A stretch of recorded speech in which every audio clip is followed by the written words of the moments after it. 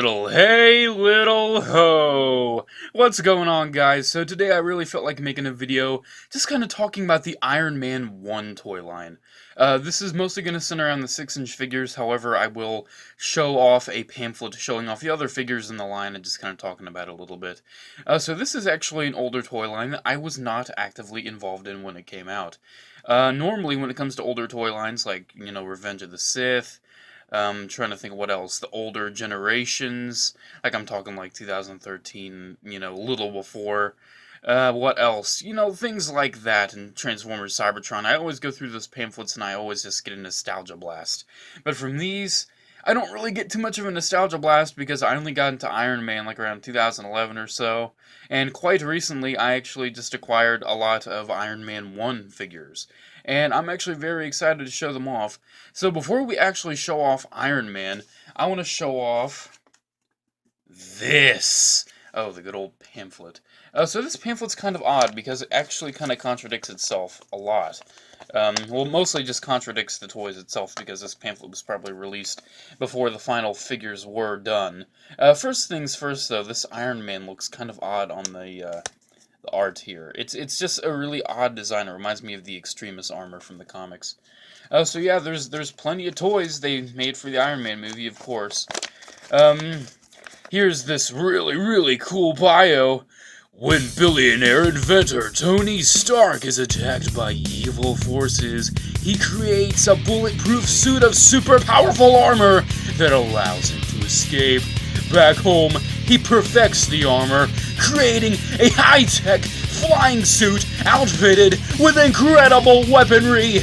And when he puts it on, he becomes Iron Man! Able to fly faster than a jet plane and equipped with repulsor blasters and missiles, he's the most powerful high-tech superhero in the world! Top notch. So over here, I actually saw this at my local flea market tonight. Actually, I believe I saw the Mark II version, and I was thinking about picking it up. I might pick it up next time and do a video on it for you guys. If I have ever picked it up in the future, there will be a link down in the description. I will go back and edit this. But if there is no link, then I haven't done it. I am Iron Man. It pretty much just makes noises and makes sounds. It's pretty big too. I think it's 12 inches. If it says 12 inches somewhere on, no, it doesn't. So yeah, it's 12 inches, so it's a perfect Hot Toys Iron Man Mark III, guys. It's perfect. It'll work just fine. It won't.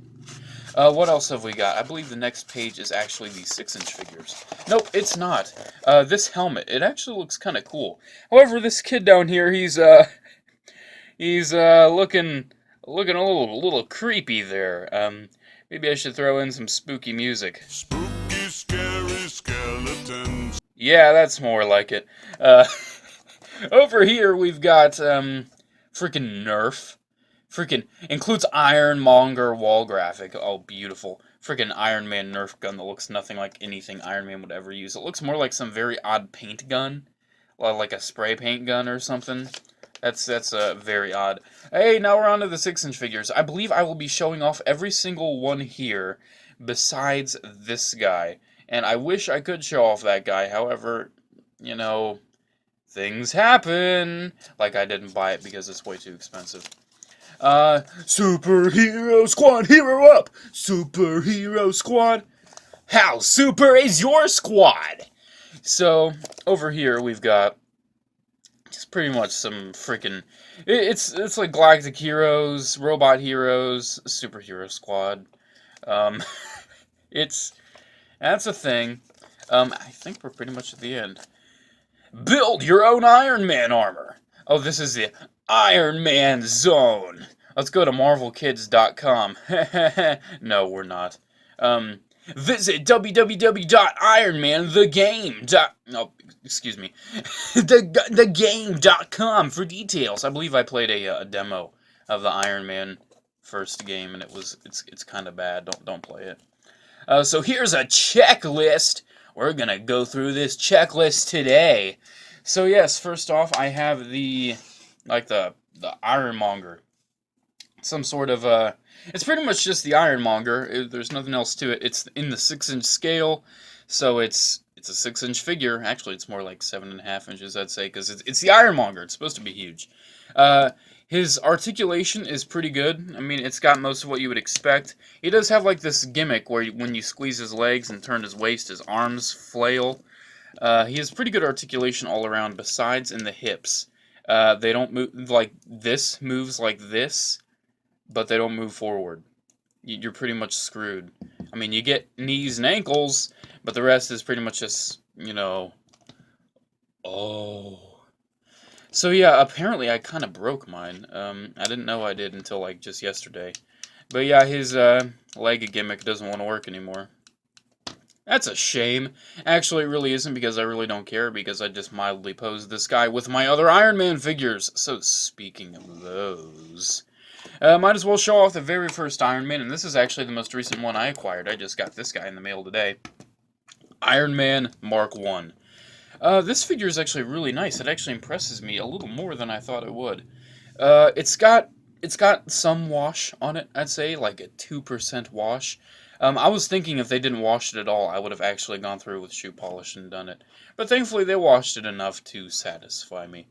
Right there, he's got the little AFP4 475. I don't know what that means. If that's like some sort of obscure reference to like his first comic issue or something, let me know, because I've always wondered what those numbers and letters really mean. But yeah, his articulation is it's pretty good. His elbows, like that's. I mean, if you thought the First Order Stormtrooper was bad, these are horrible. But they're kind of supposed to be. I mean, what else are you gonna do with a design like this? Yeah, his hips are actually really impressive. His knees are a little weak, but I mean, what are you gonna do? You're just gonna like mildly pose this guy like, oh, I'm this giant guy in a very bulky, awkward suit. I mean, you really can't do much else with it. Did come with a missile though, and this is where things get really exciting. Mine unfortunately seems to have done broke. The listing said the missile doesn't fit in. That's probably why I got it so cheap or something. Yeah, like you can just hold it back and then... Whoa! Excitement! Yeah, it doesn't work anymore. It's busted. So yeah, that is the Iron Man Mark 1. I'm very happy to have that one. Next up is probably the worst out of all these. I hate to say it. I personally like it. I did an unboxing video of this. But yeah, it's the Mark II. First thing to note is that he's not freaking silver. And it very much confuses me, because the other Iron Man figures I'm going to show off are completely covered in paint. This guy should have been, but he wasn't. I honestly don't get it. It's like all the other Iron Man figures, if you didn't know, I'll show it off. They're completely covered in red and gold paint. This guy, it's just gray plastic with some wash. I don't know why they put this wash in. They should have used the paint budget to actually paint the whole thing silver. And I don't even know if these, like, yellow caution stripes are even movie accurate or not. But yeah, they could have just painted this whole thing silver, and I would have been happy with it. Also, the color of gray is really bad. Here, I'm going to skip ahead. I'm going to skip ahead to its repaint, and that is the Mark III. Now, this whole thing is covered in paint. Don't believe me? Popping off his head, you can see the base color of the plastic is this gray. And the base color of this gray, if they want to use gray plastic, it would have worked a lot better. I don't know what Hasbro was thinking, but yep, that's what they decided to do, why not? So these figures kind of have an issue where their shoulder pads, you pose the figure around a little bit, you have fun, shoulder pads go flying off. If you look on eBay, I would say about half of the listings for any of these Iron Man figures have them missing the shoulder pads. If they're not in the package, pretty much they're going to be missing the shoulder pad. I got this guy and the other Iron Man I'm going to show off in the package. This guy actually got loose, and it's a little loose in the legs, but hey, what are you going to do? All these guys came with like this weird wrist launcher thing. I showed it off in my unboxing video, so let's do a little rewind back to that. So yeah, you put this in, and then you put this in, and then they shoot. Whoa! But yeah, all of them come with it. He's the only one that comes with 2, and this guy and the other one I'm going to show only come with 1. So what is this other one?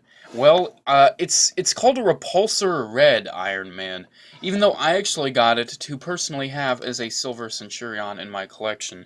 Not like a comic Silver Centurion, I'm talking more just like a normal Silver Centurion. I'm thinking about seeing if I can't get like some sort of sharper shoulder pads, maybe make some of my own, to just give it more of that Silver Centurion look. But yeah, I think it works. I think it's a nice stand-in. You know how the Mark V Evolution armor really works for Bones. This really works for the Silver Centurion. Not as well, but it works for me. All these guys have the same articulation where they have actually a really nice range at the head. Good shoulder range, bicep swivel, dual hinge elbows that actually go up all the way. Hinge wrists, really nice waist joint, which I'm going to show off something on him here soon. Nice joints at the hips, dual hinge knees, and dual hinge ankles. Wow, that's beautiful. Just normal hinged ankles. So yeah, something on this guy that really actually scared me when I first got it out of the package. What you can see right there, do you see that? That's like this weird gunk that they actually painted over red in the factory. And he was packaged like this, so when I first moved his waist, there was like this whole like weird white goo thing there. I wish I would have taken a picture of it. But yeah, I very carefully took a X-Acto knife and shaved it off. I didn't want to get rid of the red paint, so thankfully I didn't. But I'm not going to touch that because it's already painted over red and I don't want to ruin it. So yeah, that is the Repulsor Red Iron Man, or as I just like to call it, Silver Centurion. Finally, this last one is, they did 2 different versions of this figure. This is the Mark III prototype. They did the Mark III and they did the Mark II. The Mark II is kind of a nicer color of gray compared to that one, but it's a little more expensive and I didn't bother with it. As you can see, he is missing his shoulder pads. I only got it for $2 at a flea market. What can I say? It's actually the very first Iron Man 3 figure that I got. But Iron Man 3. Iron Man 1 Mark III figure that I got. But yeah, let's just pop on the Silver Centurion shoulder pads just so you can get a bit of an idea about what it looks like more complete. He did come with an alternate repulsor right there. He was supposed to, or arc reactor, I should say. He's supposed to come with this gold one as well as a blue one, but what can you do? As well as normal human hands instead of the gloved ones, but hey, I only got it for $2. His mask is removable. And underneath, you actually see a pretty good Robert Downey Jr. likeness. I feel like the paint kind of ruins it a little bit, and I don't like this hair. It looks like it looks like hair after you've been wearing a hat on a very hot day, and your hair is just so sweaty and nasty. Jeez, I know. I have to wear a hat when I'm at work, so I know that all too well. So let's see. He does have a removable chest piece as well. Unfortunately, like I highlighted in one of my previous videos, I cut my long thumbnail, so I had to actually use some different thumbnailage.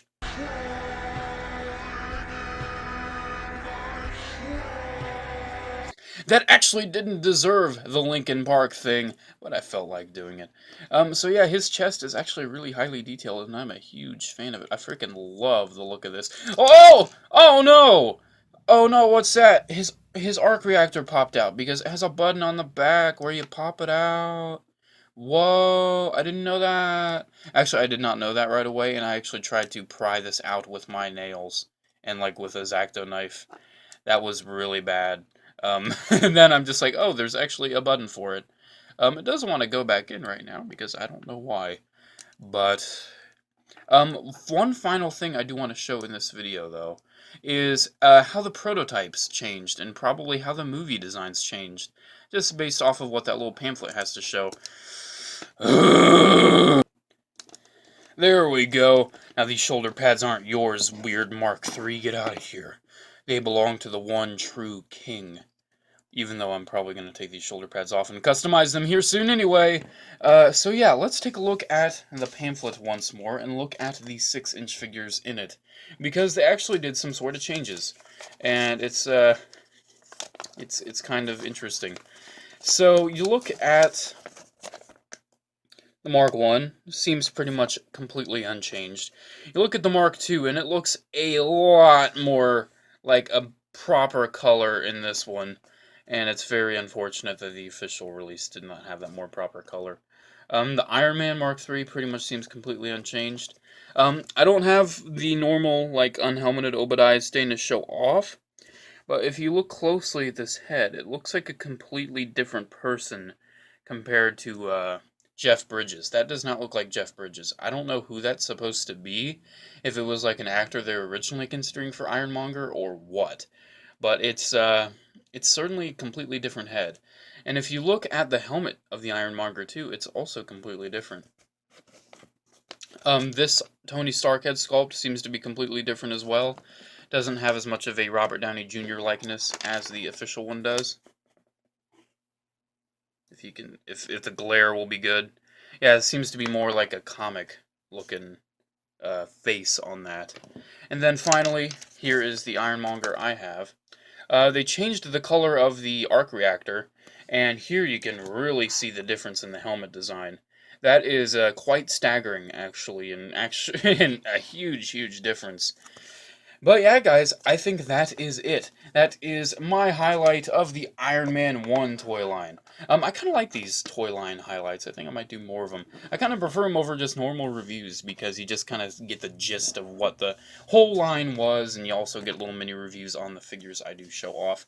So yep, here we go. Here is Mark 1, Mark 2, Mark 3, Mark 3 again, Repulsor Red or Silver Centurion, and Ironmonger. So yeah, guys, hope you enjoyed this video. I really enjoyed making it. If you want me to do any more toy line highlights, I certainly will. I think next up is probably going to be Five Nights at Freddy's because I just completed that whole wave, and it seemed kind of appropriate, and I think I'm probably going to do that. So yeah, guys, that is pretty much it. Make sure to come like and subscribe. Make sure to check out my Facebook page if you have a chance. Have a good day, guys, and as always, see you in the next one. Bye.